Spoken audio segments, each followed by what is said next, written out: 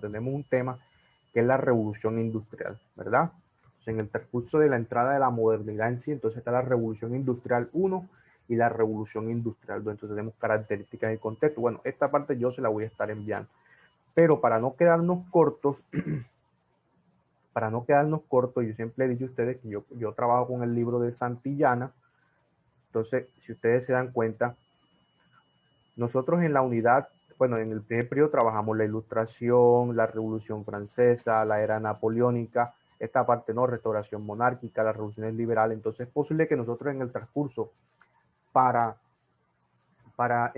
no es para meterles más temas, no es para tener, yo trato de tener un equilibrio entre lo que es la educación pública y un poco de lo que también se educa en la educación privada. Entonces trato de hacer un equilibrio allá con acá para que ustedes tengan unos buenos conocimientos y con unos buenos, digamos, con una editorial como Santillana que se trabaja muy bien. Entonces, después que trabajemos la independencia de los Estados Unidos, que se dan cuenta, estaba en el transcurso de antes de la Revolución Francesa, porque antes de la Revolución Francesa se dio, digamos, la independencia o el levantamiento levantamiento de las 13 colonias en lo que nosotros conocemos como los Estados Unidos de Norteamérica, ¿verdad? Y entonces ahí sí pasaremos a los temas de nosotros que nos piden, que tiene que ver con la revolución. Entonces ya tendríamos aquí este tema y este tema que es el que nos pone la malla curricular, pero trabajaremos otros temas para que ustedes se den cuenta que hay otros acontecimientos y otras situaciones que sucedieron en el transcurso de la humanidad, Entonces voy a compartirles, voy a ver si les comparto, si se deja cargar en la página de Colombia Aprende, chicos, para que todos sepan, en la página de Colombia Aprende, que es una plataforma gratuita, donde que ustedes de pronto la han escuchado, ustedes pueden entrar a esa plataforma y ahí encontrarán ustedes libros y guías. Como así, ustedes encontrarán ahí unos libros que se llaman secuencias didácticas. Ahí hay secuencias didácticas de matemáticas, hay secuencias didácticas de naturales, de sociales. Entonces a mí me gusta tener también, yo tengo ese libro virtual, secuencias didácticas, que digamos, es un libro gratuito para ustedes. Son libros gratuitos para ustedes que nosotros también como docentes, pues algunos pues lo utilizamos. Igualmente también me complemento con el libro de Santillana. Esta será la unidad del segundo periodo que estaremos trabajando. Entonces, listo. Vamos a pasar a nuestra guía del día de hoy.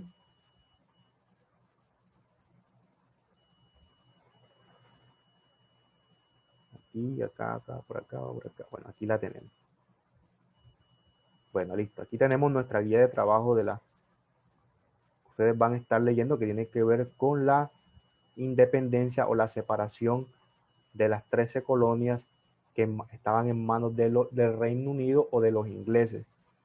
Y escucharán un poco de cómo se dividió, digamos, lo que aparece entre Canadá y Estados Unidos. Entonces, ¿por qué los canadienses se habla francés? Ustedes por lógica, no, si en Canadá se habla francés, es porque en algún momento Canadá o los territorios de Canadá estaban en manos, hacían parte de la colonia francesa.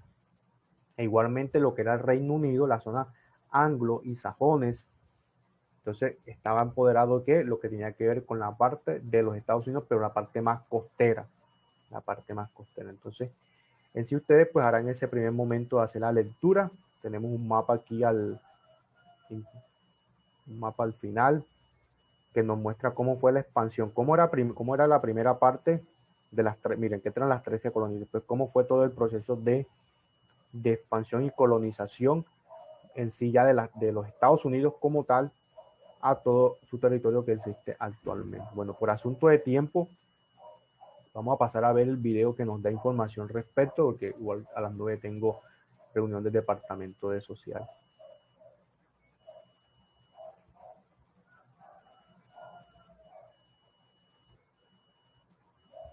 A ver, aquí está.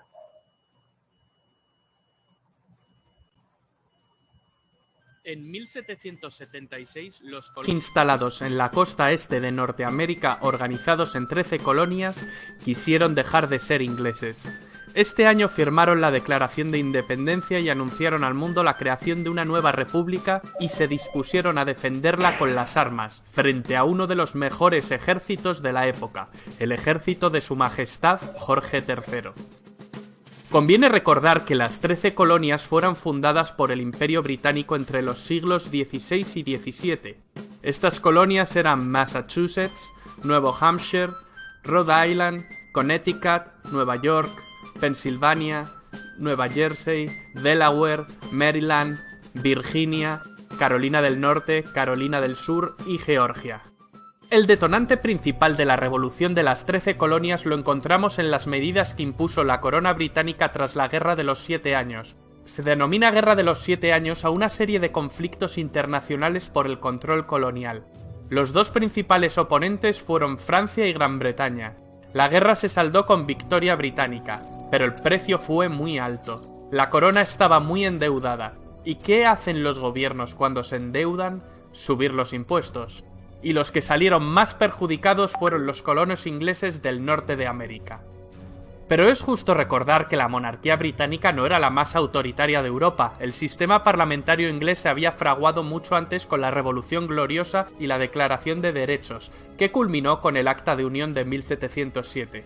Este sistema de corte liberal fue el primero en reducir el poder del monarca y marcó un ejemplo para el resto de las naciones-estado modernas que todavía andaban en el absolutismo. El sistema parlamentario inglés supuso una oleada de liberalismo que puso en crisis el antiguo régimen. La vida política de las colonias se desarrolló con cierto grado de autonomía, creando sistemas de gobierno propios, pero la guerra modificó radicalmente el panorama anterior. La nueva intervención inglesa sobre la actividad económica de sus colonias americanas para beneficio de la capital hizo que progresivamente los colonos se fueran resistiendo al control londinense. Consideraron abusivas las nuevas políticas económico-fiscales y administrativas. No hay tributación sin representación.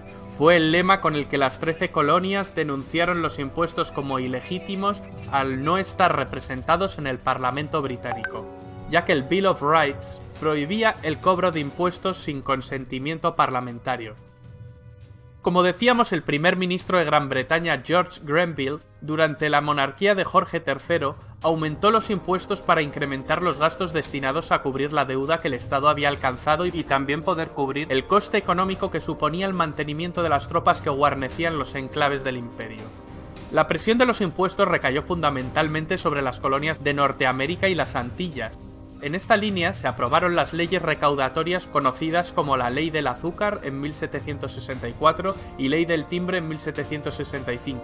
La situación se agravó con las leyes de Townshend en 1767 para recaudar por medio de las importaciones de las colonias. Además, con Townshend se pretendió desvincular a los soldados norteamericanos de las autoridades locales, ligándolos a Inglaterra por la nómina. Esto permitió a las tropas allanar las viviendas solo por sospecha de delitos.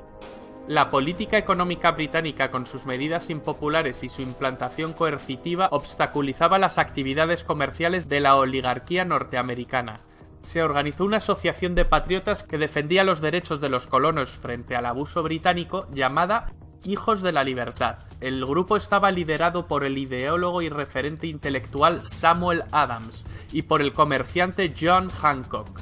Los conflictos sociales no tardaron en aparecer. En 1770 ocurrió la masacre de Boston, en la que los soldados que ocupaban militarmente la ciudad dispararon contra la multitud que protestaba, muriendo 5 estadounidenses. Samuel Adams afirmó que esa noche fue el detonante del deseo de independencia. El hecho llevó al monarca Jorge III de Inglaterra a eliminar los impuestos aduaneros, dejando solo aquel que pesaba sobre el té, aunque notablemente reducido. Desde entonces se vivió un periodo de calma hasta que en 1773 Jorge III aprobó la denominada Ley del Té, Tea Act, que en la práctica concedía el monopolio del comercio del mismo a la Compañía Británica de las Indias Orientales, ya que se les eximía pagar el impuesto aduanero, lo cual les permitía comerciar a unos precios mucho más reducidos que el resto. Esta gran compañía actuaba como un gran lobby y ejercía gran influencia en el Parlamento. En 1773 los Hijos de la Libertad se pronunciaron en contra de la Ley del Té y planearon el Boston Tea Party. cuando la privilegiada Compañía Británica de las Indias Orientales descargó en Boston una partida de té, algunos habitantes de la ciudad se disfrazaron de indios Mohawks y echaron al agua el cargamento. El desafío fue contestado con la aprobación por parte del gobierno británico de los llamados decretos intolerables en 1774, que limitaban las competencias de las autoridades coloniales, interviniendo y creando un estado de excepción. Esto desencadenó la celebración del primer Congreso Continental que reunió a los representantes de las colonias en Filadelfia.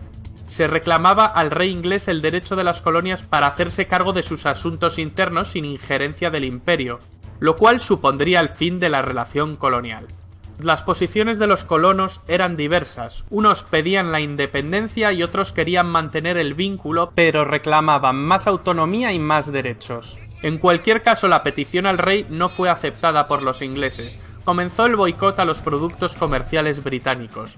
En 1775 estalló la guerra que durará hasta 1783. Los hechos que iniciaron las acciones bélicas y que acabaron con las posibilidades negociadoras para la resolución del conflicto se iniciaron en Lexington y Concord, en abril de 1775. Estas batallas desembocaron en el asedio de Boston, donde los británicos tuvieron que retirarse de la ciudad. Al mes siguiente empezaron las reuniones del Segundo Congreso Continental, donde se abordaron temas militares para lograr la organización formal y eficaz de un ejército, más allá de los milicianos. Es cuando empieza el reclutamiento de soldados. Se nombró a George Washington, un reputado militar, como comandante en jefe de las fuerzas norteamericanas. En plena guerra, el Segundo Congreso Continental aprueba en Filadelfia, un 4 de julio de 1776, la Declaración de Independencia de los Estados Unidos, redactada por Thomas Jefferson, hombre especialmente reconocido por su calidad intelectual. También haría correcciones sobre el borrador de Jefferson el abogado John Adams y el científico Benjamin Franklin. Estos tres personajes son clave. Si sumamos a George Washington, estamos ante los 4 padres fundadores más conocidos. Esta declaración confirió unidad y determinación formal a la Guerra de las 13 Colonias. El Imperio Británico no pudo seguir tomando el conflicto como una rebelión temporal, por lo que seguidamente adoptó estrategias de guerra. Tras salir de Boston, William Howe, comandante del ejército británico en América del Norte, reunió las tropas en Nueva York, con la pretensión de dividir las fuerzas enemigas y concentrar la contienda en una batalla decisiva. Los norteamericanos evitaron tal confrontación para practicar la guerra de guerrillas. Expulsados de Nueva York, se trasladaron a Nueva Jersey. Meses más tarde, Washington y su ejército cruzan el río Delaware para obtener una victoria en Trenton. Ese mismo año, la victoria continental en Saratoga fue decisiva. Este fue el punto de inflexión que decantó los apoyos externos hacia los norteamericanos. Francia con Lafayette y España con Bernardo de Gálvez, mientras el Imperio Británico seguía sufriendo grandes costes. El Imperio Británico no pudo aguantar más la situación, y en 1783 firmó la paz y reconoció la independencia de los Estados Unidos de América. Los representantes de los territorios ahora independientes se reunieron en la Convención de Filadelfia en 1787. Se instauró un gobierno federal presidencialista con un sistema legislativo bicameral, un presidente de la República y un poder judicial de servicio vitalicio. Lo que en un principio fue una discusión para la reforma de los artículos de la Confederación por el Segundo Congreso Continental desembocó en la redacción de la Constitución de los Estados Unidos, ratificada por el pueblo en convenciones en cada estado, con el nombre de Nosotros el Pueblo, We the People. En las elecciones de 1789, Washington fue elegido primer presidente de los Estados Unidos. John Adams y Thomas Jefferson acabarían siendo el segundo y tercer presidente. ¿Cuáles fueron las consecuencias de la independencia de Estados Unidos? Las principales fueron la Revolución Francesa y el proceso emancipador de Latinoamérica. La Revolución Francesa. La Ilustración había servido de impulso a las 13 colonias. Tanto la influencia de la Ilustración como el ejemplo de los Estados Unidos sirvieron de trampolín ideológico para el inicio de la Revolución en Francia. El proceso emancipador de Latinoamérica. El esquema colonial padecía los achaques de la vejez. La independencia de Estados Unidos y la posterior Revolución Francesa son episodios que no pasarían desapercibidos a ojos de las élites de América del Sur. En 1808, la invasión francesa de España acabó con la deposición de Fernando VII, el rey felón. El hermano de Napoleón, José Bonaparte, se hizo con el trono español. Ahora las colonias españolas eran dependientes del hermano de Napoleón, a quien encima le crearon fama de alcohólico. ¿Acaso esto no era motivo suficiente para emanciparse?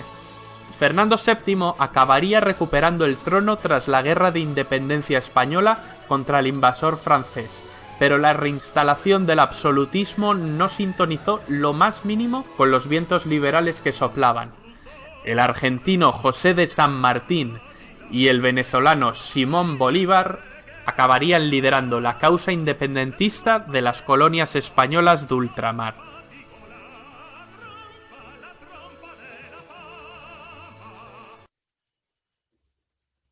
Bueno, chicos, con esto cerramos el capítulo de hoy. Ahorita que finalicemos, les comparto la información en el chat, pues para que estén leyendo con respecto a la revolución de independencia de los Estados Unidos de Norteamérica. ¿Oyeron? Entonces el video, yo sé que el video es muy bueno porque el video es bastante explícito y le da la información así cada uno de esos aportes. ¿Oyeron? Entonces que tengan buen día. Voy para la reunión. Cualquier pregunta, pues me